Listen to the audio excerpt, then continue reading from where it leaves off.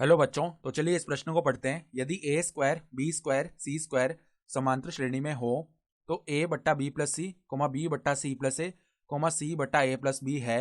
विकल्प ए समांतर श्रेणी, विकल्प बी गुणोत्तर श्रेणी, विकल्प सी हरात्मक श्रेणी और विकल्प डी इनमें से कोई नहीं। तो यहाँ पे देखो हमें बताना है कि ए बट्टा बी प्लस सी, बी बट्टा सी प्लस ए और सी बट्टा ए प्लस बी ये किसमें होंगे। ठीक है, तो प्रश्न में आगे बढ़ने से पहले इस प्रश्न से संबंधित जो मुख्य उदाहरण है उसकी हम चर्चा कर लेते हैं। तो देखो मुख्य उदाहरण क्या हो जाएगी। यदि यदि ए कोमा बी कोमा सी ये तीन पद अगर समांतर श्रेणी में है, समांतर श्रेणी में हो, समांतर श्रेणी में हो, तो यहां से हम क्या जानते हैं कि यहां से अगर हम b माइनस ए का मान याद करेंगे ना तो वो c माइनस बी के बराबर आता है। सही बात है। तो अब देखो सवाल में हमें बताया हुआ है कि ए स्क्वायर बी स्क्वायर सी स्क्वायर ये जो है समांतर श्रेणी में है। यानी कि देखो बी स्क्वायर माइनस ए स्क्वायर इसका मान किसके बराबर है, सी स्क्वायर माइनस बी स्क्वायर। ये हो गया ना इसका अर्थ। तो अब देखो इसको हम क्या लिख सकते हैं, बी माइनस ए गुणा में बी प्लस ए, क्योंकि ए स्क्वायर माइनस बी स्क्वायर ये वाला यहाँ पे सर्व समय का लग रही है ना, और सी माइनस बी गुणा में यहाँ पे सी प्लस बी आ जाएगा। फिर देखो क्या करते हैं हम, बी माइनस ए को ऐसे ही रखा, बट्टा में लेके आ जाते हैं हम सी प्लस बी। सही है। फिर इधर सी माइनस बी को ऐसे ही रखा, बट्टा में लेके आ जाते हैं हम ए प्लस बी।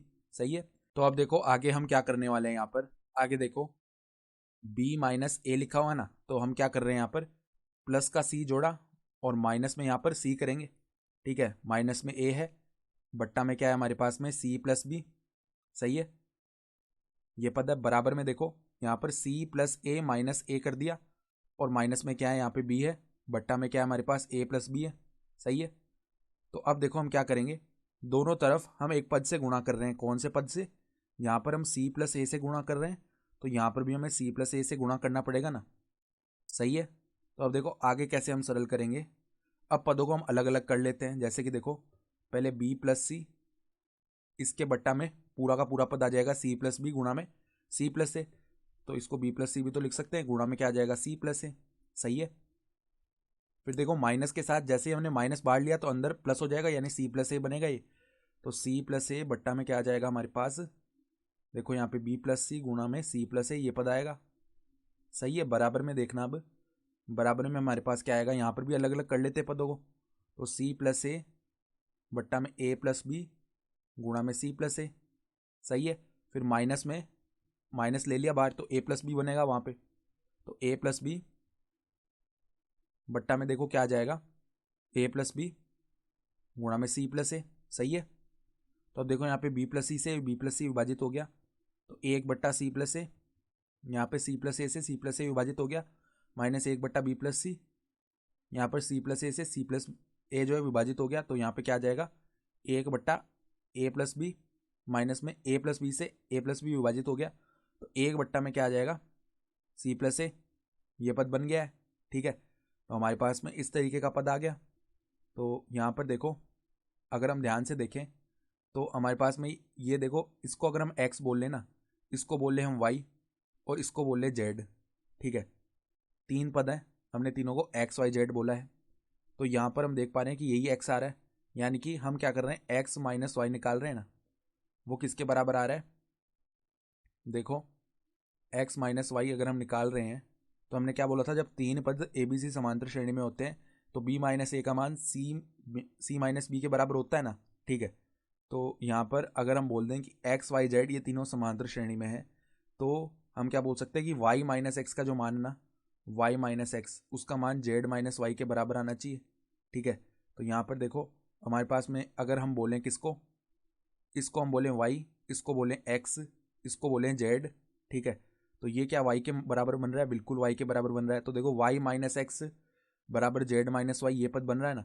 इसका मतलब क्या हो गया, ये जो तीनों पद हैं एक्स वाई जेड ये समांतर श्रेणी में आ रहे हैं। ठीक है, तो अगर ये समांतर श्रेणी में आ रहे हैं हम यहाँ से क्या लिख सकते हैं कि एक बट्टा ए प्लस बी, ये पद नहीं है, देखो पहला कौन सा है, एक्स पद है, यानी कि एक बट्टा बी प्लस सी इसको बोल देते हैं चलो, कोमा वाई किसे बोला, एक बट्टा सी प्लस ए, कोमा और देखो हमारे पास क्या है, जेड का मान है एक बट्टा ए प्लस बी। ये तीनों क्या है, समांतर श्रेणी में है, समांतर श्रेणी में है। सही बात है ना। तो अब यहाँ पे हम क्या करते हैं, अब हम ऊपर a प्लस बी प्लस सी से गुणा कर लेते तीनों पदों में, तो a प्लस बी प्लस सी इससे गुणा कर लिया, बट्टा में क्या है देखो b प्लस सी, फिर यहाँ भी हमने a प्लस बी प्लस सी, बट्टा में है c प्लस ए, फिर यहाँ भी हमने a प्लस बी प्लस सी, यहाँ पे कॉमा है देखो a प्लस बी प्लस सी, और यहाँ भी है a प्लस बी। ये पद जो है ये भी समांतर श्रेणी में ही होंगे, ठीक है। तो अब पदों को अलग अलग कर लेते हैं, ठीक है। तो यहाँ पे b प्लस सी यानी कि a बटा बी प्लस सी बनेगा पहला पद। जैसे हमने a प्लस बी को अलग किया, नहीं a प्लस बी को अलग नहीं करेंगे, देखो b प्लस सी को अलग करेंगे और a को अलग करेंगे, तो b प्लस सी बट्टा बी प्लस सी, ये तो एक हो गया। यानी कि हम क्या बोल सकते हैं कि a बट्टा बी प्लस सी प्लस में एक, सही है। फिर देखो यहाँ पर हम क्या करेंगे, c और a को अलग कर लिया c प्लस ए, तो यहाँ पे क्या बचेगा देखो कॉमा में b बट्टा सी प्लस ए, और प्लस में क्या आ जाएगा एक आ जाएगा, सही है। फिर देखो यहाँ पे a प्लस बी को अलग किया तो c बट्टा ए प्लस बी बनेगा, c बट्टा ए प्लस बी प्लस में एक बनेगा। ये तीनों पद भी किस में आ जाएंगे, समांतर श्रेणी में आ जाएंगे, ठीक है। ये तीनों पद भी किस में आ गए, समांतर श्रेणी में आ रहे हैं। तो अब देखो सभी पदों में से एक एक हम घटा लेते हैं, तो a बट्टा B plus C comma b बट्टा सी प्लस ए कोमा c बट्टा ए प्लस बी, ये तीनों पद भी किस में आएंगे, समांतर श्रेणी में आएंगे। तो यहाँ पे देखो सवाल में यही तो पद दिए हुए हैं, हमें यही तो पूछा गया है, ठीक है। तो हम बोल सकते हैं कि विकल्प ए जो है ना वो हमारा सही विकल्प हो जाएगा, समांतर श्रेणी। तो आशा करता हूँ कि आपको ये प्रश्न समझ में आया होगा। धन्यवाद।